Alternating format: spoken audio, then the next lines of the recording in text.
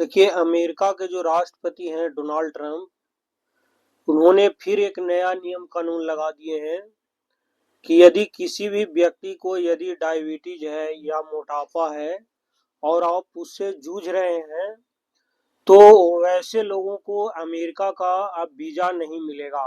यदि मिलेगा भी तो बहुत कड़ाई से मिलेगा।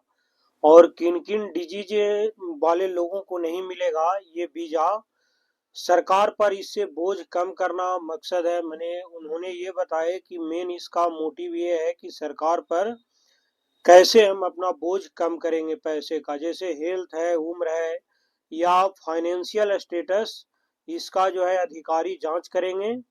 और इसके लिए है जो अमेरिकी जो विदेश विभाग है, उन्होंने शुक्रवार को ही जितने भी दुनिया भर के अमेरिकी दूतावास हैं और वाणिज्यिक दूतावास हैं, उनको ये ऑलरेडी निर्देश दे दिए हैं कि जो गंभीर स्वास्थ्य समस्याओं जो वाले अमेरिका आने या रहने की अनुमति आप उसको न दें।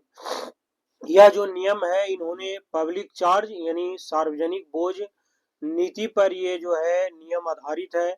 इसका मेन मकसद ऐसे जो अप्रवासी हैं उनको रोकना है जो अमेरिकी सरकारी संस्थाओं पर वह निर्भर हैं। इसमें वीजा अधिकारियों को सलाह दिया गया है कि वे आवेदक को सबसे पहले आप उनका हेल्थ चेक करें, उम्र और फाइनेंशियल स्टेटस की जांच कर लें। यदि वह पैसा उसा वाला है, बढ़िया खर्च करने वाला, तभी उसको आप दें, नहीं तो उसको हटाएं। अगर कोई व्यक्ति भविष्य में महंगी चिकित्सा देखभाल या सरकारी सहायता पर निर्भर होने की संभावना रखता है, तो उसका वीजा आप जल्दी से रिक्वेस्ट न करें, यानी कि उसको रिजेक्ट ही कर दें। जो वीजा अधिकारी है वही लोग तय करेंगे कि अप्रवासी बोझ तो नहीं। अधिकारियों को दिए गए निर्देश में ये कहा गया है कि आवेदक के स्वास्थ्य को ध्यान में रखना जरूरी है। जो चिकित्सा स्थितियां, जैसे किसी को हृदय रोग है या सांस की दिक्कत है या कैंसर है या डायबिटीज या मेटाबॉलिज्म डिजीज या न्यूरोलॉजिकल डिजीज और मानसिक स्वास्थ्य समस्याएं लाखों डॉलर की देखभाल की जरूरत पैदा कर सकती है, इसीलिए इस पर आप विशेष ध्यान दें। इसके अलावा अधिकारी मोटापे जैसे स्थितियों को भी ध्यान में रखेंगे, क्योंकि यह अस्थमा हो गया, स्लीप एपीरिया और हाई ब्लड प्रेशर जैसी समस्याएं क्या करेगा, पैदा करेगा। अधिकारियों को यह भी तय करना होगा कि क्या प्रवासी पब्लिक चार्ज बन सकता है, यानी सरकारी संस्थाओं पर बोझ बढ़ेगा, और क्या उसे महंगी महंगी लंबी अवधि की देखभाल की जरूरत क्या पड़ेगा। वीजा अधिकारियों को यह भी जांचने को कहा गया है कि क्या आवेदक अपने पूरे जीवन काल में बिना सरकारी सहायता के चिकित्सा खर्च उठा सकता है या नहीं। इसके साथ ही परिवार के सदस्यों जैसे बच्चों हो गए, बुजुर्ग माता पिता के स्वास्थ्य को भी देखभाल मतलब कि ध्यान में रखना होगा। वीजा अधिकारी हेल्थ कंडीशन जांचने के लिए ट्रेंड नहीं है, ये वहां के रिपोर्ट आया है, लेकिन उसको ट्रेंड करना होगा तो उसमें भी सरकार को खर्च होगा। वीजा अधिकारी जांच क्या करेंगे, पहले वीजा प्रक्रिया में सिर्फ संक्रामक रोग जैसे टीबी हो गया, ये एचआईवी चेक होते थे, लेकिन अब पुरानी प्रक्रियाओं को पूरी इतिहास मांगा जाएगा। दूसरा, आपका इलाज में कितना खर्चीला है, क्या आप बिना सरकारी मदद के जीवन भर इलाज करवा सकते हैं, आपके बच्चे कोई विशेष देखभाल चाहिए, क्या आपको नौकरी कर पाएंगे, क्या आपके माता पिता बीमार हैं, क्या वे आपके साथ रहेंगे, ये सब चीज देखभाल वहां करेगा।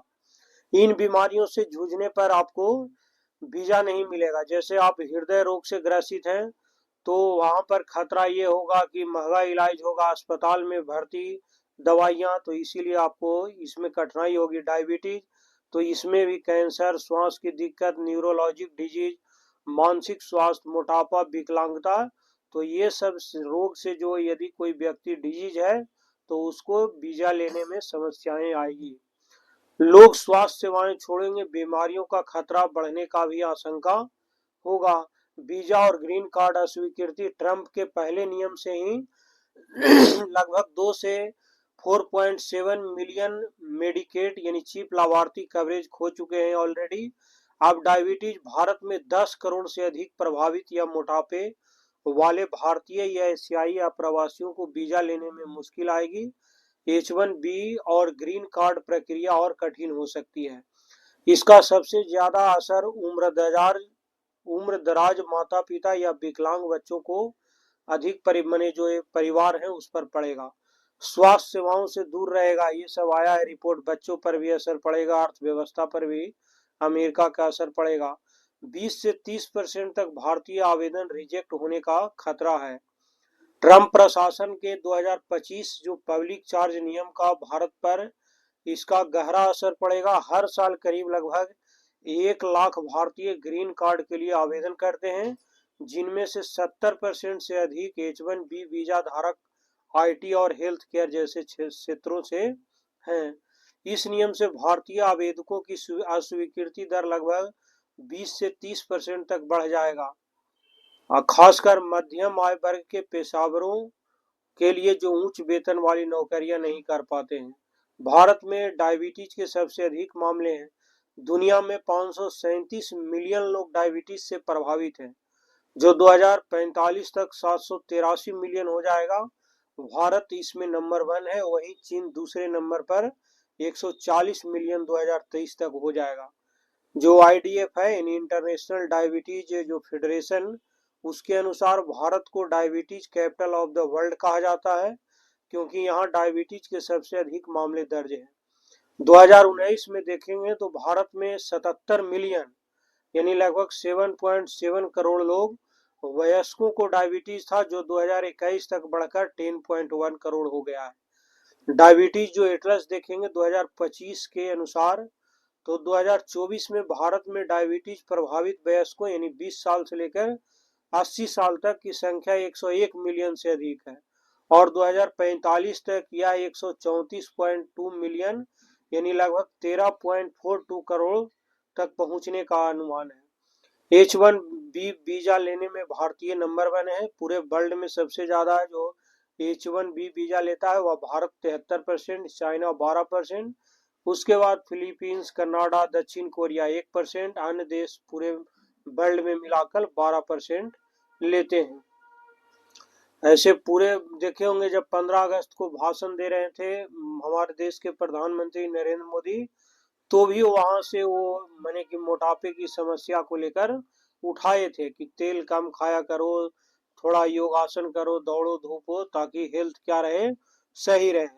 तो ये मोटापा पूरे वर्ल्ड में सबसे बड़ी समस्या बनता जा रहा है, और इस पर डोनाल्ड ट्रंप जो है और अपने देश में कोई बाहर से आएगा तो उसको रोकने की कोशिश कर रहे हैं, ताकि हमारा जो सरकारी बजट जो खर्च हो रहा है इस पर वह बेवजह न हो।